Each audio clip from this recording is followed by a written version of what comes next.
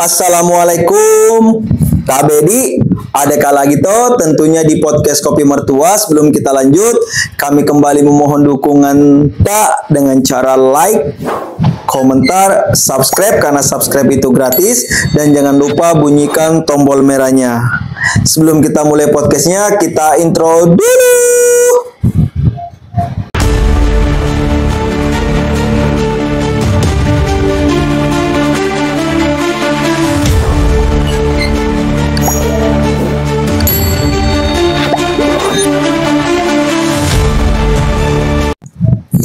Halo, oke, jadi sudah lama kita tidak buat konten atau tidak buat podcast. Kali ini saya akan membuat catatan selama tahun 2024. Ya, di mana tahun 2024 ini adalah tahun yang banyak drama. Dimulai dari Pilpres, ya, di bulan Februari itu sudah mulai banyak drama toh. Oke, jadi drama Pilpres ini dari Februari atau di awal Januari itu berakhir setelah pelantikan presiden di bulan Oktober kemarin. Oke, tepatnya 20 Oktober. Nah, itu sudah usai. Yang pertama itu yang menjadi catatan karena banyak sekali intrik politik di dalamnya. Ya, ada pengkhianatan dari tokoh nasional, ya, dari partai satu terus ke partai yang kedua, atau mungkin banyak yang berpindah haluan di proses demokrasi, di mana merupakan catatan demokrasi yang banyak menjadi sorotan nasional maupun dunia internasional karena banyak sekali gimmick-gimmick politik yang tidak seharusnya dilakukan oleh para negarawan. Oke, itu yang menjadi catatan awal Januari sampai selesai pelantikan di bulan Oktober tahun 2024. Setelah Pilpres selesai, ya, itu muncul lagi kasus, ya. Sebetulnya kasus ini itu juga adanya sebelum Pilpres, yaitu kasus korupsi di PT Timah Indonesia, di mana ini pelakunya adalah suami dari salah satu artis Indonesia yaitu Sandra Dewi, ya, yang dimana korupsi 300 triliun, ya, banyak sekali yang terlibat. Ya, salah satunya adalah Crazy Rich Pig, ya, yang mungkin dulunya kalian sering lihat wirawiri di podcast orang atau YouTube-nya orang, ya. Jadi itu salah satu yang terlibat juga di kasus Timah. Dan kalian tahu, ya, di bulan Desember ini sudah divonis, ya, di mana sebelumnya divonis sempat 12 tahun, denda 1M, bayangkan dendanya 1M, korupsinya 300 triliun, itu dia tidak terima, dia banding, dia melakukan upaya-upaya hukum karena memiliki cuan yang banyak.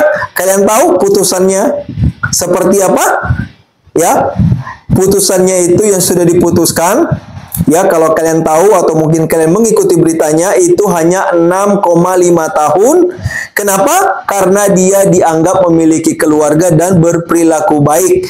Jadi dari tuntutan 12 tahun penjara denda 1M, itu cuma diputus 6,5 tahun, ya, itu belum nanti remisi, belum dibayar, belum apa segala macam upaya-upaya hukum, itu bisa-bisa tidak dipenjara, Kiko langsung keluar. Oke?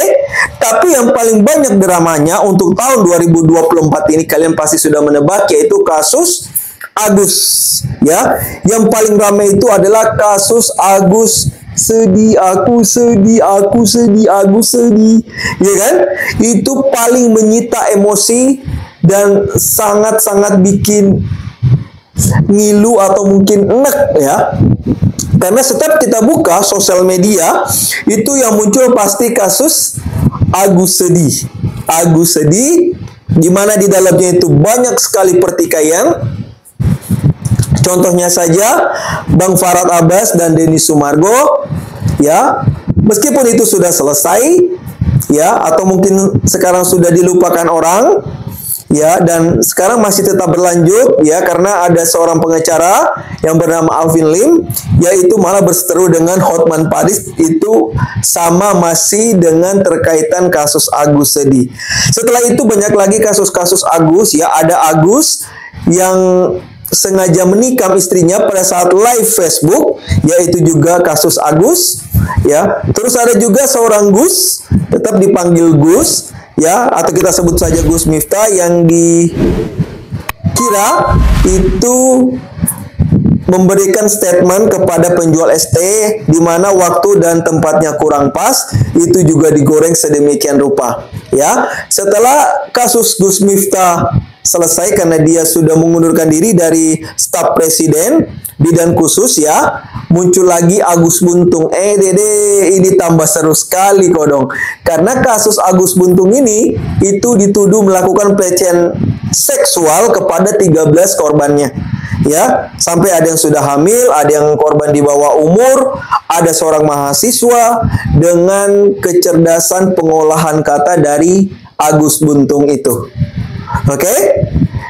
Jadi benar-benar di tahun 2024 ini adalah tahun-tahunnya banyak gimmick sekali ya, banyak kasus-kasus yang bikin geli ya, belum lagi kasus skincare ya kan, overclaim, pertikaian antara dokter, seharusnya dokter fokus untuk mengobati orang, ini fokus untuk saling menjatuhkan, saling mempromosikan produknya, dan saling mengklaim produknya yang terbaik. Oke? Lanjut lagi, nah ini masih di tahun 2024. Setelah ramai-ramai kasus Agus, dan kasus Agus ini mulai turun, muncul lagi kasus uang palsu di Makassar, di mana didalami oleh seorang dosen ya di kampus UIN Makassar, UIN Alauddin kalau tidak salah toh. Katanya duitnya ini dipakai untuk persiapan nyalek ya. Dengar-dengarnya sampai sekarang juga itu masih ramai kasus uang palsu yang melibatkan pengurus kampus UIN Alauddin Makassar. Dan masih di tahun 2024, sebelum tahun ini berakhir, ada informasi yang sangat menggemparkan, yaitu naiknya PPN dari 11% ke 12%. Ini lagi ramai-ramainya ya. Bayangkan ya kan, pendapatan makin susah, lowongan kerjaan makin susah, apa-apa susah, tiba-tiba pemerintah menaikkan pajak ya dari 11% menjadi 12%. Oke, ini juga drama sekali, lagi ramai dibahas dimanapun, di kapanpun, itu dia beramai-ramai para pengkritik, itu ramai-ramai mengkritik keputusan pemerintah saat ini. Gimana di tahun 2024 ini, terhitung tanggal 20 Oktober, yang memerintah Indonesia itu yaitu Bapak Presiden Prabowo Subianto dan wakilnya Gibran Rakabuming, yang tidak lain adalah putra dari Joko Widodo. Oke, sedikit bahas politik. Masih di tahun 2024 ini, keluarga Jokowi, kecuali Kaisang, karena Kaisang tidak berada di lingkaran Partai PDI Perjuangan ya, baik Jokowi, menantunya Bobi Nasution yang gubernur terpilih Sumatera Barat, dan wakil presiden Republik Indonesia sekarang Gibran Rakabuming resmi dipecat oleh PDI Perjuangan. Ini masih di tahun 2024 ya, dimana ini adalah langkah yang diambil oleh PDIP setelah merasa dikhianati di Pilpres kemarin. Dan masih di tahun 2024, yaitu setelah Pilpres kelar, muncullah Pilkada serentak, di mana di dalam Pilkada serentak ini banyak sekali intrik politik lagi ya sahabat, banyak sekali drama-drama politik. Yang diperkirakan menang kalah Kikodong ya, yang dikira kalah malah menang Kikodong. Oke, contohnya di Pilkada DKI Jakarta ya, di mana hampir semua partai mendukung Bapak Ridwan Kamil dan Suswono, tetapi pemenangnya siapa? Pemenangnya adalah Pramono Anung dan Rano Karno Kikodong maksudnya ya kan, padahal cuma didukung satu partai, yaitu Partai PDI Perjuangan.